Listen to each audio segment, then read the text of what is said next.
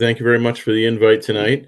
So if you're not familiar with what's going on with Treasure Island recently, so Cradle of Liberty Council did sell the property in 2018 to John and Dave Halbert. John and Dave Halbert each run a campground in Pennsylvania pretty close to the island, Colonial Woods and Ringing Rocks campgrounds that are kind of pull your trailer up for half of it and tent camping for the other half. So this was going to be kind of their glamping site. Part of the conditions of the sale from Cradle of Liberty were that scouts be permitted to continue to camp there going forward. And so John and Dave decided that they were not going to charge scouts to come to the island. They were going to allow certain weekends in the spring and the fall for the scouts to come up. And they were leveraging the Friends of Treasure Island group that's been around since about 2009 to come up, help get the island back in good shape for camping, and then run those camping program weekends. And that has evolved quite a bit. So I started with Friends of Treasure Island in 2019, brought my Cub Scout pack over, had heard a little bit about what was going on. The only site that was open wasn't even a site, was the parade field. And we went over and started clearing Beaver site, which is like the next site over. In a matter of a couple of years, we had all of the sites reopened other than some of the staff cabins. Every life safety tree that we could identify has been down. We've added a whole bunch of program that I'll start talking about in a little bit. So a little bit of history on Treasure Island. Philadelphia Council was looking for a property away from Philadelphia. They had a couple camps that were close to Philadelphia. They were doing a pretty wide scouting operation and came across Treasure Island that the Ridge family owned. One of the benefactors of the council, Edward Bach, entered into a lease arrangement with the Ridge family for 5 years. And then in 1918, purchased the island from the Ridge family and turned around and donated it to the council. So one of the sites in the camp is called Bach site. It's right behind the dining hall.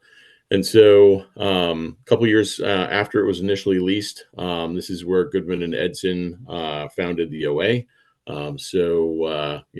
They had a guy named Harry Yoder and Goodman had spent the day kind of clearing out the what would be the ceremonial grounds, and then gathered everybody together up by the dining hall, kind of walked them silently, down across the camp through the woods to the ceremonial grounds, and inducted the first two members into the OA.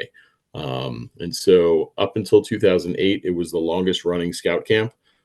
There were floods in 05, 04, 05, and 06 that caused pretty significant damage to the island. Cradle of Liberty Council had put a couple $1 million back into the camp.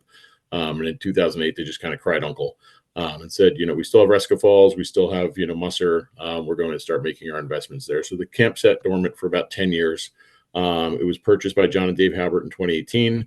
And so Friends of Treasure Island as a 501c3 has stepped in to run all of the scout camping weekends there. So we have about 8 to 10 of those camping weekends every single year. And it's an all volunteer staff. So everyone you see running around the island in a red shirt is a volunteer. We don't have paid staff. Even people that do our books for our 501c3, our website, they all volunteer, and they're all over the country to do this. So our guy that does our website was in Maine. He's moved to California. Frank Carroll, who was the president before me, lives in North Carolina, comes up almost every single camping weekend that we have.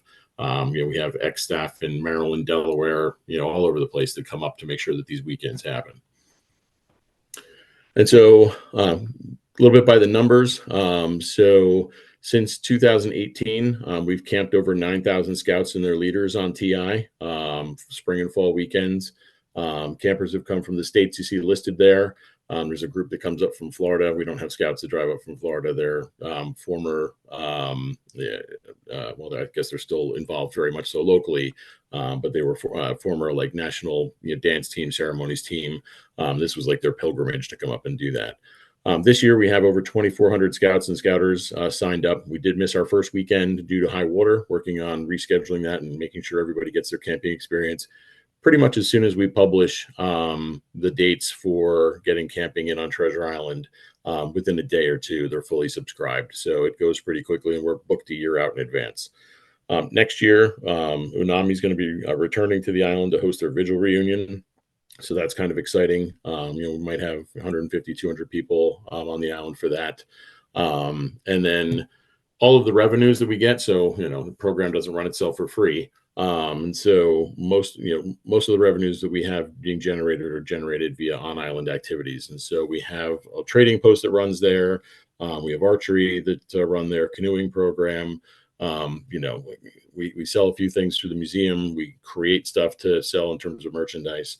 And so we don't make that available like year round. That would violate the nonprofit. So it's only available on island when you're there. So camping weekend, it's kind of like a mini summer camp. So it's still primitive camping on the island. The floods knocked down the power pole, so there's no power generated on the island unless we're running a generator. You're getting a barge ride over to the island. You've got fishing from shore, canoeing. I set up and run the Goodman Edson Museum down in the old Unami Lodge building. We run merit badges, including Scouting Heritage. There's knife and hatchet throwing, archery. We do conservation projects. Every Saturday night, there's a campfire program. Sunday mornings, non-denominational services. We have an orienteering course on the island, scavenger hunt, outdoor skills training. One of our volunteers is very well versed in Lenape traditions and artifacts, and brings a lot of stuff to do historical talks there. I'll get into this in a little bit, but I came across a letter from 1926, or the letter was from the 60s, but the picture was from 26, about finding a Native American grindstone on the island. And so I'll show you pictures of what it looked like in 1926 and what it looked like when we found it. Outdoor sports we have there, Gaga Pit, and then there's a self-guided tour if you want to go around the island. So there is plenty to keep scouts busy while they're there from Friday night to Sunday morning. I've been told that the spirits of the Lenni Lenape Indians that once lived, hunted, and fished on this island can still be felt along the mule barge towpath that follows the Delaware River from north to south. I can't say I know it to be true, but the echoes of the voices of 100 years of Boy Scouts ring in my ears every time I hike or canoe past this hallowed place.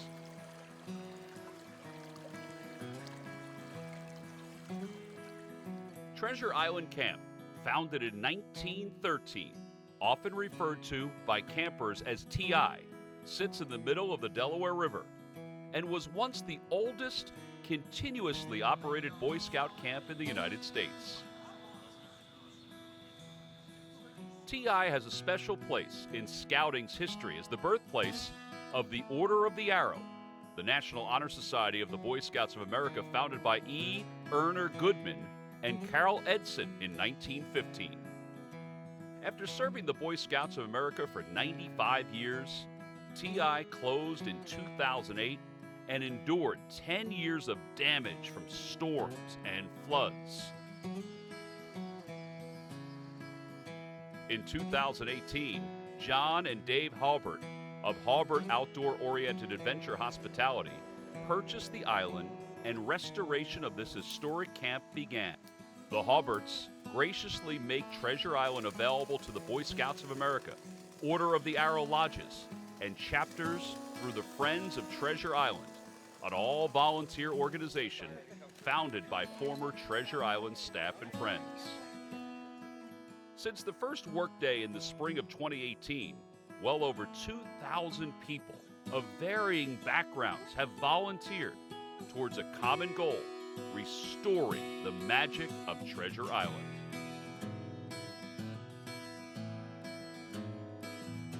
For those who camped on TI as children, the return to the island, a place many consider their second home, can overwhelm the senses as old memories return.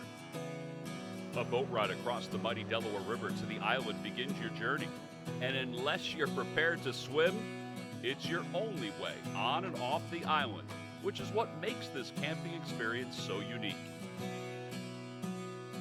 The island offers a rustic tent camping experience in a setting that creates opportunities to teach leadership and basic outdoor skills, something TI was known for, that unites those new to the island and the veterans who maintain it now. Camping with us takes you back in time so you can enjoy the pure spirit of camping and scouting without today's distractions. The only light, from your evening fire and the sounds of owls, frogs, crickets, and campfire songs. Our objective is to keep the spirit of Treasure Island alive and to provide you with a safe, formative outdoor learning experience, one that is fun and challenging that your scouts will remember fondly for years to come. The Friends of Treasure Island present varying programs that might include archery and canoeing, an orienteering course, knife and axe throwing, a self-guided history tour, fishing, swimming, hiking, morning and evening flag ceremonies, a non-denominational worship service, cooking on wood fires, a limited merit badge program, and wildlife viewing.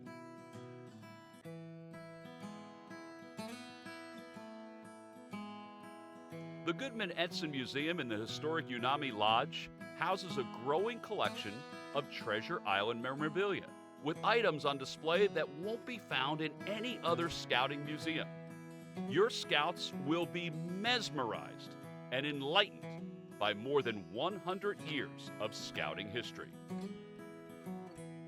At the TI Trading Post, you'll find drinks and snacks along with new TI memorabilia such as patches, t-shirts, and hats. And if you're lucky, a good story from an old TI staffer. You'll cap off your island encampment in the original ceremonial grounds for a dynamic, fun-filled campfire with skits, stories, songs, and laughter filling the night. You might even witness a call-out ceremony run by a local Order of the Arrow ceremonial team. One thing is for certain, you'll leave with a smile, a laugh, and new memories in your heart. For a brief time, Treasure Island is your special place. You're on your own, in a unique location with real challenges. It's a bit of a crucible, if you will, in which only you and your fellow scouts make your camping experience happen. This is a place meant for scouts that offers a chance to learn and see the world in a pure and natural way. Come and camp with us and open the eyes of your youth to historic Treasure Island.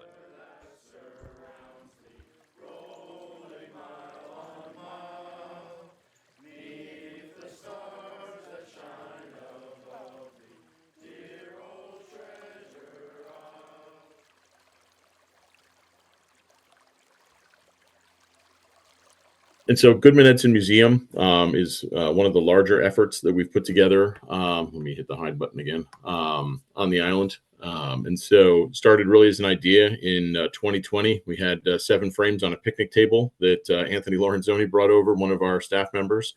And if it was inclement weather, they went inside the dining hall where there's no power and very hard to see the frames. So at our winter meeting, we meet annually with the brothers in 2021.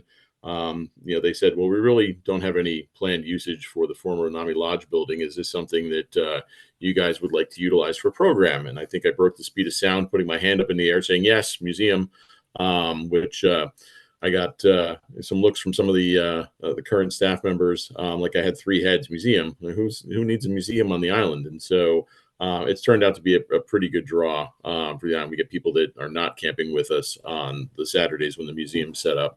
And they come over just to tour the museum. And so, allows us to offer Scouting Heritage Merit Badge as well. So part 4 of Scouting Heritage, unless you're writing the National Museum, is one of the harder things to do because you have to either visit a scouting museum or display, go to National Jamboree or go to High Adventure, all of which are expensive other than writing. So this is one of those things that allows us to, start scouts on their Scouting Heritage little journey there for their Merit Badge. But kind of give the talk through as we're providing docent services at the museum. So the displays we started initially kind of focused on Treasure Island, Philadelphia and Cradle Liberty Councils, Unami Lodge 1, Eagle Marshall Island, which is the island directly upriver of us that prevents all the downriver trees from decimating buildings and camp. It's about 2.5 miles long.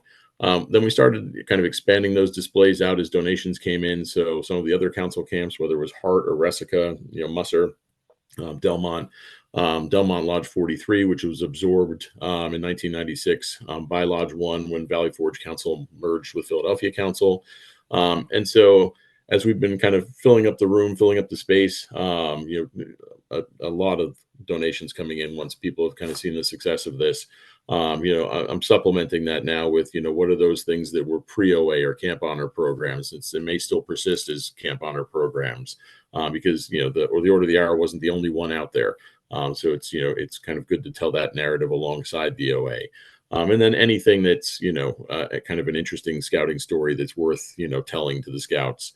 As I come across stuff, online or through donations that come in, I'm like, oh, what can this be? And so we've been expanding it out that way. So we fill 2 rooms right now. So we fill the original part of the lodge building that was construction started in 1919, finished in 1921. Probably the most structurally sound part of the entire building, ironically. And then we fill the north wing as well. And so this is a list. I won't read through all of it, but these are some of the notable items in the museum. So Tom McCarthy says, there's things in here that you just won't see anywhere else. And so Troop 130 Scrapbook literally details that troop's camping history through pictures from 1913 to 1918, which includes the Camp Masters Council on the island before they had resident camp in 1913. The 1955 Unami Lodge headdress from Al Dorley, who was the chief at the time. The Roland Debris Senior and Junior patch blanket. Senior was one of the lodge chiefs for Unami Lodge 1. Junior was on camp staff. A couple years ago, his kids brought him from Florida up the East Coast to visit Treasure Island. He donated a blanket that has about 350 patches on it. A lot of early OA, late 40s, early 50s on there. And he got to the top of the landing. There's 40 steps to go down. And I'm thinking, he's 94 years old. How are we getting this guy down to the bottom of the landing? And the first thing out of his mouth was, wow, the trees got huge, because he hadn't seen them in like 70 years. 70 years of tree growth from his memory was, pretty interesting for him. I'll kind of let you go through. Camp Biddle was one of the other Philadelphia Council owned camps. It originally started for Lone Scouts. So Lodge 8 was founded there, the original Lodge 8, before they went down to one lodge per council. So finding anything from Camp Biddle is pretty tough to find.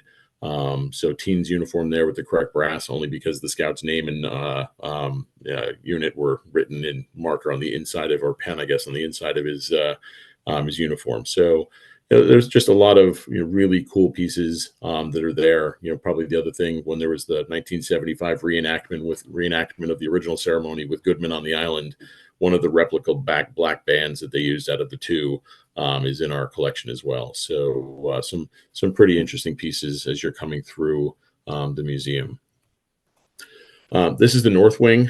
So when we kind of inherited use of the building, the north wing was concave twice. So right across the main, I'll call it a beam, even though there was nothing actually underneath, by the second door on the left there. I used a table saw or a circle saw to cut the floor, and like half the floor collapsed while I was still standing there. You can see the top right picture there. There was nothing left supporting this floor. Like the tongue and groove was holding it together. When it flooded, no one ever pumped the water out, and so it evaporated up through the floor, rotting everything from underneath. So we reinstalled everything, sills and main beams, all the joists, and ultimately got a new floor in there, and we're up and running. We've got a new pretty sizable space. I think it's like 24 by 24 for the museum space. You'll see it when I go through the tour on the last slide.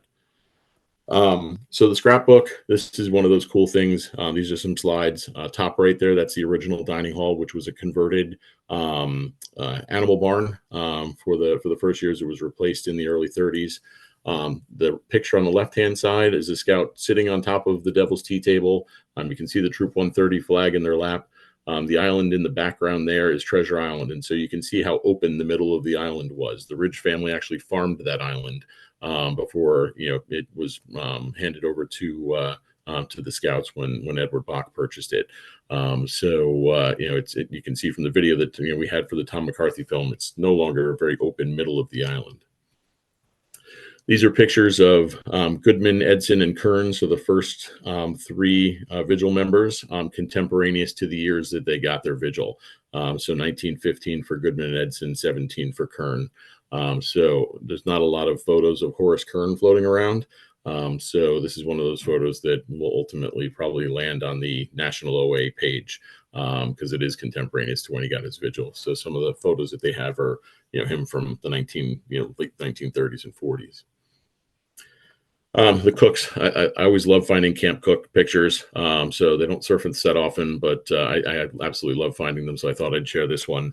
And then Troop 130, this is their first two OA members. So 1917 and 1916. So it says past and present underneath.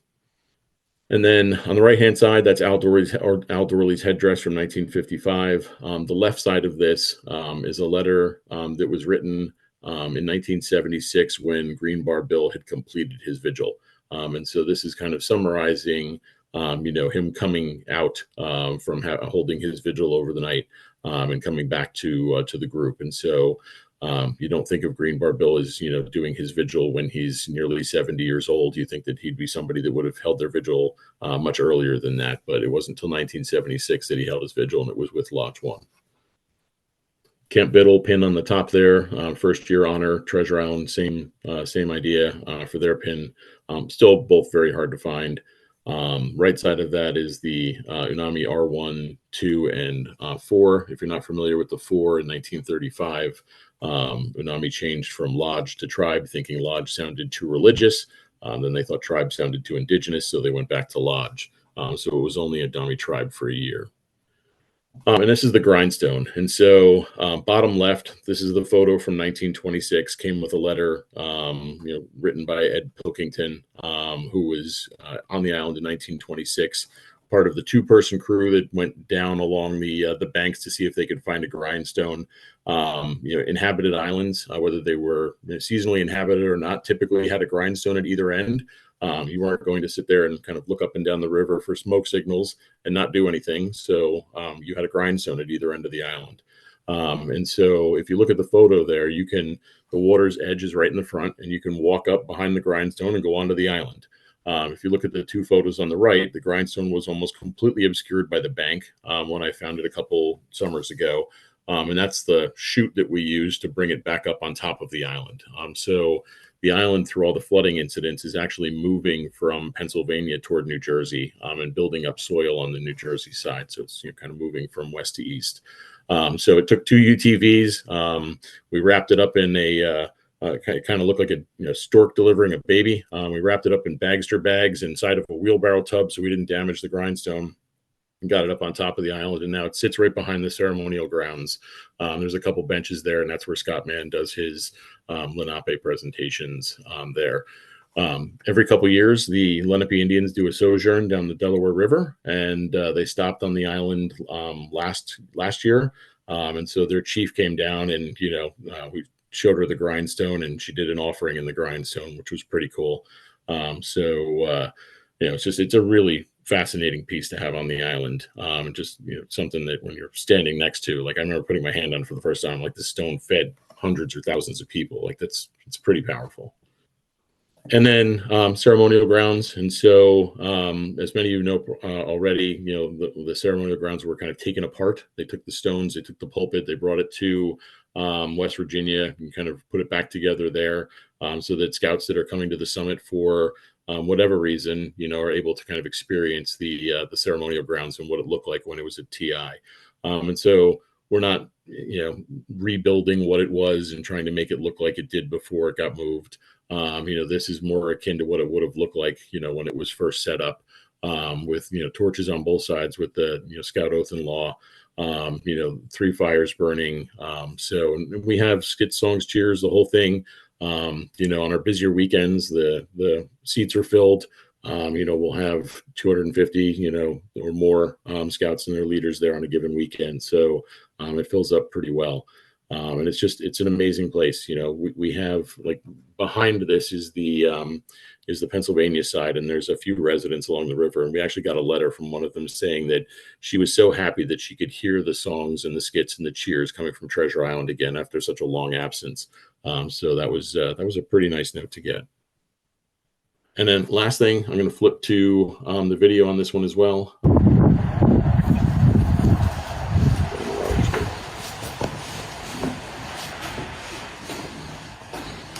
Those are all the different stashes we have.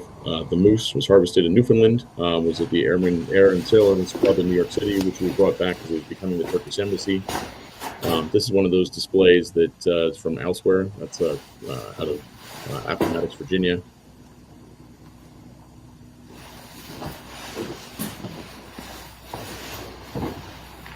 I'll pan to it in a minute, but we've been working on what we call an all lodges display. And so if there's an oak tag thing in there, the lodge didn't issue anything.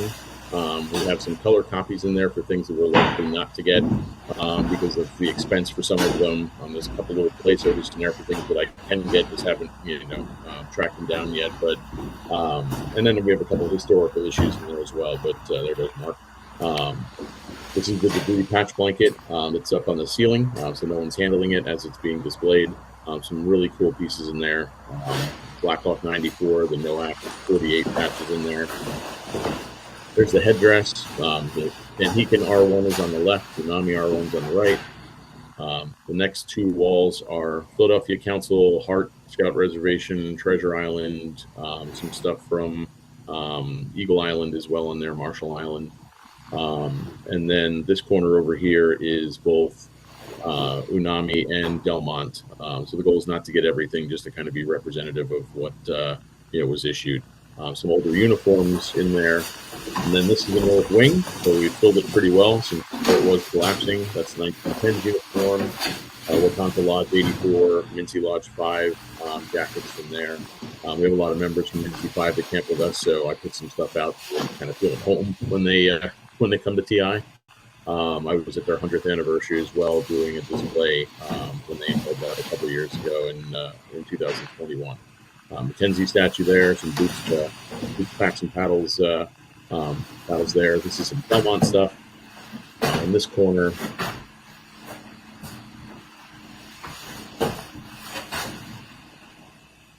that's Order of the Spear paperwork there from Hawaii, some Far East Council stuff.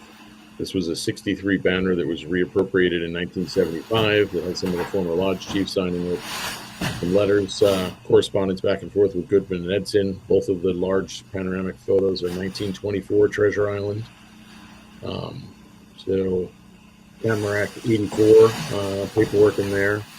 The guys from Florida that came up bought us a Seminole jacket that they had made specifically for Treasure Island. So it's one of the bands has the turtle in it. We have both barge models and a model of the cable ferry as well. So the cable ferry used to come from the New Jersey side instead of the Pennsylvania side. And so the merit badge sashes in there. Awards. This is a full Resco collection, minus last year's patch that was issued, minus a bunch of the neckerchiefs. There's tons of shirts covering up the windows that are boarded up, so people aren't coming in when they're not supposed to be. There's a topographical map of Treasure Island. That frames the Pipestone honor out of Camp Tuscazor. So we have all 5 issuances there.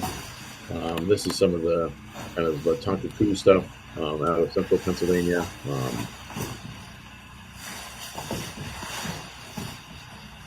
Bob Kessler's stuff. Bob was a program director for a long time. Some early pre-World War II pieces there. A ton of slides issued by Philadelphia Council and Treasure Island, as well as some postcards. Sewinis Lodge, all the different chapters from Sewinis. Still missing a few of those. That's why there's pictures in there instead of actual material. And then we have just some other displays as the scouts are moving through. So we have a bunch of different Tonkaku belts there with a little bit of paperwork to say what they are. 109, the Scoutmaster there donated a lot of stuff to us. This is our section's dance team items. We've got some end of run patches there. This is the template for patch design. Some Trader Bill stuff. That's the Vigil thing for Green Bar Bill. And then when I find something interesting, like the Pathfinder controls here, that's all hand-drawn from Algonquin Council. So that was just an interesting piece to bring. Older jacket. We got Tico Perez to send us a bunch of stuff, which was kind of nice. The sash on the right is Gil Talmadge, the Founders Finder, the guy that knocked on the door for Edson and asked him to be the Scoutmaster. Dan Beard stuff there from Dan Beard Outdoor School. And then about 700 mugs. We filled the ceiling in the north wing with mugs, and there's another 88 in the main room. Most of them are relevant to either my past or TI's past. All right, I'm going to stop sharing. That is the end of what I prepared for tonight. Yeah, I was just wondering if on non-scouting weekends, if it's open, does the public get to camp there, or is it for groups to rent, or what? Sure. So, So good question. And so John and Dave Halbert run HOOAH Outdoors, HOOAH, I believe. And so they offer paid camping June, July, and August. So if you want to bring your unit up there, and so during COVID, when camps were shut down, there were units that ran their own summer camp program on Treasure Island because the camp was available to them. Some of them were the only unit on the island for that week, but it is open for unit camping or personal camping June, July, and August.